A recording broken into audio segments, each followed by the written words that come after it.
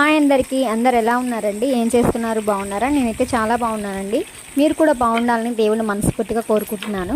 మన ఛానల్ కానీ ఎవరైనా కానీ ఫస్ట్ టైం కానీ చూస్తున్నట్లయితే ప్లీజ్ సబ్స్క్రైబ్ చేసుకోండి. ఇవాళ అయితే మా ఇంట్లో ఎప్పుడూ రెగ్యులర్గా చేసుకునే చింతకాయ పచ్చిమిర్చి పచ్చడి అయితే చూపిస్తున్నాను.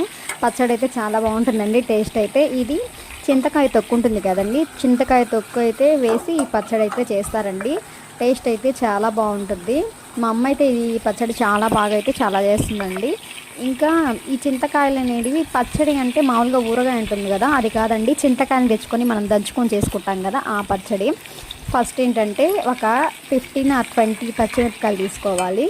తీసుకొని ఇంకా టమోటాలు, జీలకర్ర అవన్నీ వేసుకొని బాగా ఫ్రై చేసుకోవాలి. ఫ్రై చేసుకున్న తర్వాత ఇవాళ అయితే నేను మార్నింగ్ అయితే ఊరగాయల వాళ్ళు వచ్చారండి. ఊరగాయల వాళ్ళు వస్తే వాళ్ళ దగ్గర అయితే ఈ చింతొక్కు అయితే కనిపించింది. మామూలుగా అయితే మనం కూడా చింతకాయలు